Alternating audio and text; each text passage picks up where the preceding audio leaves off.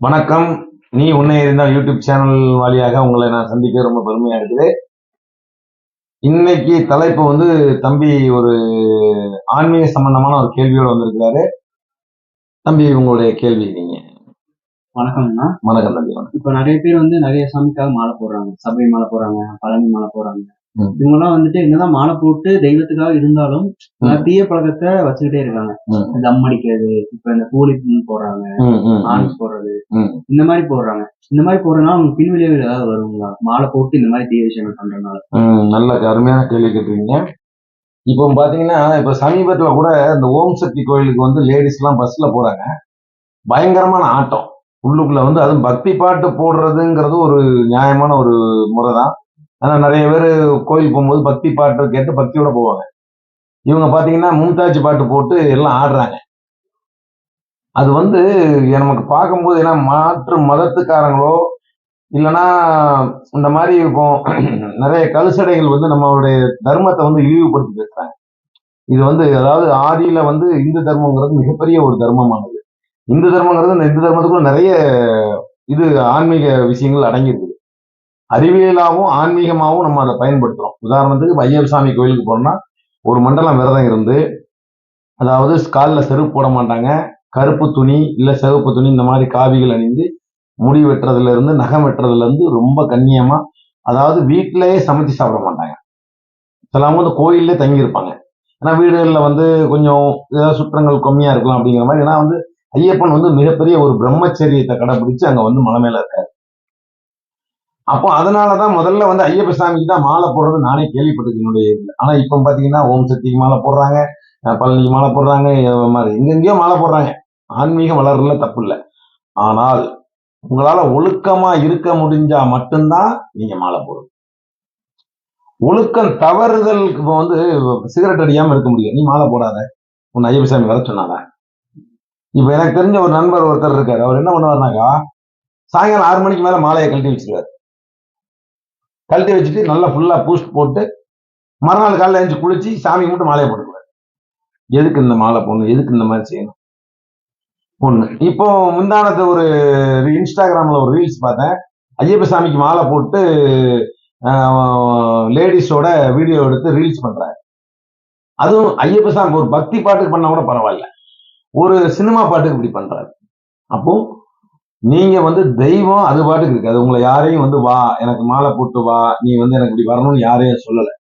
அவரு தனிமையா அழகா காடுல சபரிமலையில உட்கார்ந்துருக்கு. உண்மையான ஒரு பக்தி இருந்தால், அது பக்திங்கிறத விட ஒரு அறிவியல் சார்ந்த ஒரு விஷயம். மலை மேல ஏறி போகும்போது அந்த 18 படி மேல ஏறி நம்ம நெய் தேங்காய் அடைச்சி சாமிக்கு அபிஷேகம் பண்ணி அதை வணங்கிட்டு வந்தா நம்ம உடம்புல இருக்கக்கூடிய நிறைய வியாதிகள் தீரும்.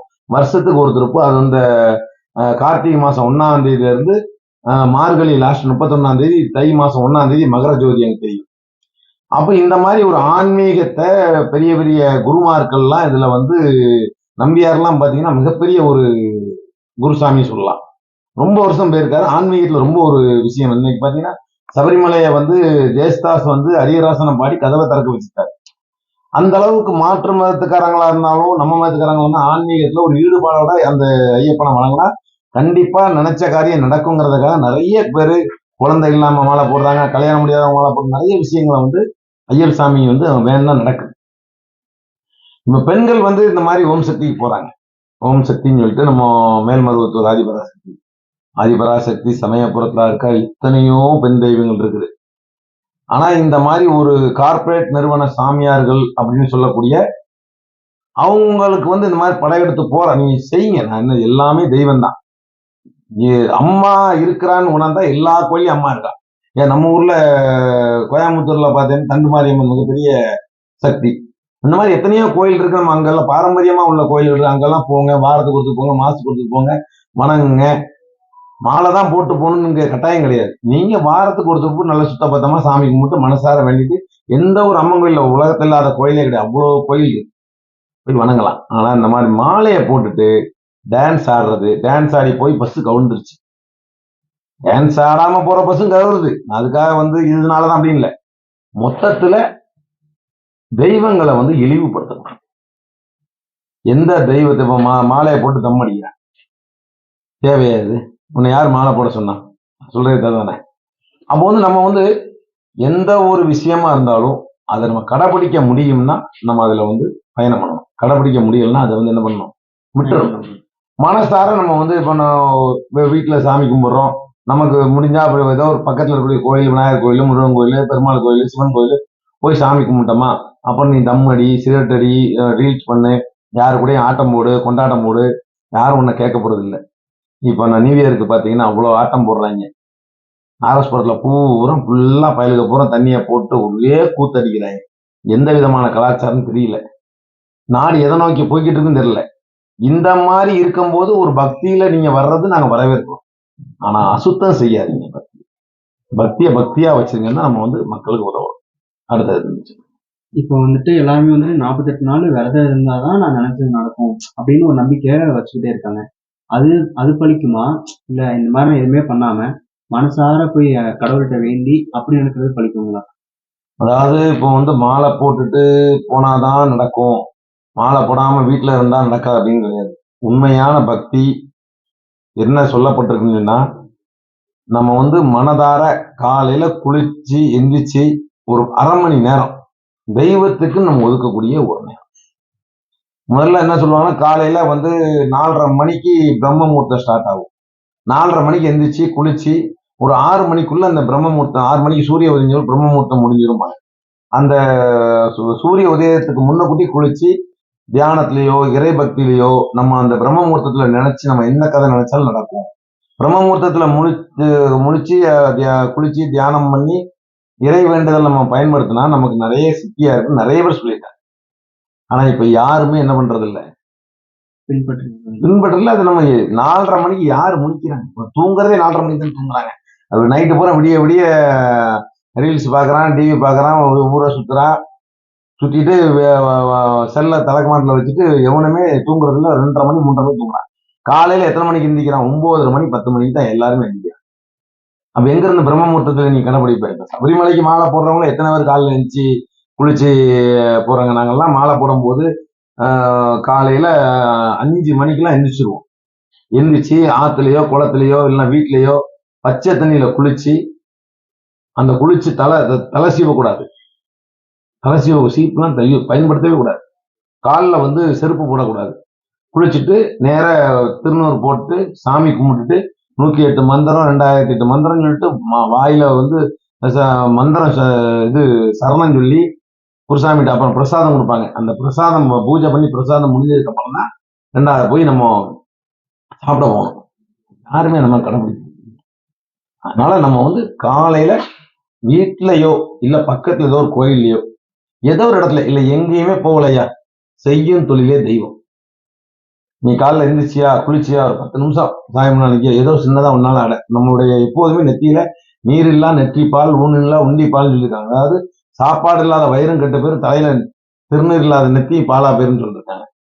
அப்போ சின்னதா ஒரு பொட்டு இல்ல என்ன மாதிரி பெருசா வைக்கிறதா பெருசா வச்சுக்கலாம். புரியுதா உனக்கு? எப்போதும் நம்மளுடைய ஒரு அந்த இதுல வந்து நெத்தி பொட்டுல ஒரு அழுத்தம் இருக்கும். ஆனா காலைல எழுந்துச்சு அப்படி வச்சா நம்மளுடைய மூளை வந்து இம்ப்ரெஸ் ஆகும். அது மூளை இந்த இதுல நம்ம போட்டு அழுத்தி வைக்கும் போது நம்மளுடைய மூளை வந்து என்ன ஆகுது, ஒரு புத்துணர்ச்சி கிடைக்குது. அதனால எல்லாரும் பொட்டு வைக்க சொல்லியிருக்காங்க. அப்ப நம்ம சாமிக்கு மட்டும் திருநூறு வச்சுட்டு பக்தி மயமா நம்ம பாட்டு நம்ம வேலையை நம்ம என்ன வேலையோட சிறப்பா செஞ்சுட்டு நம்ம எந்த வேலை முடிஞ்சு வீட்டுக்கு வந்து கை காலெல்லாம் கழுவிட்டு 10 நிமிஷம் தியானமோ இல்லை ஏதோ ஒரு தெய்வத்துக்கோ கோயிலுக்கோ இதுவும் அண்மையான பக்தி தான். பக்தியா இருக்கிறவங்க உண்மையா இருக்கிறவங்க எங்க வேணாலும் போகலாம். காசிக்கு போகலாம், இமயமலை போகலாம், கோதர்நாத் போகலாம், பத்திரம் எங்க வேணாலும் போகலாம். ஆனா நான் இதுல இருந்து என்னால மீள முடியல, என்னால தண்ணி அடிச்சுதான் ஆகணும், சிகரெட் குடிச்சுதான் ஆகணும், கூலிக்கு போட்டுதான் ஆகணும், கஞ்சா அடிச்சுதான் ஆகணுங்கிறவன் தயவு செய்து மாலை போடுறதோ ஐயப்பன் கோயிலுக்கு போறதோ இல்ல ஆட்டம் பாடி ஆட்டம் போட்டு கும்மாளம் அடிக்கிறதுக்கு டூரிஸ்ட் கிடையாது. இறை வழிபாடுங்கிறது வந்து ஒருநிலைப்பட்டு இறைவனை நம்ம வந்து மனசார வேண்டி நம்ம கும்பிடுறது.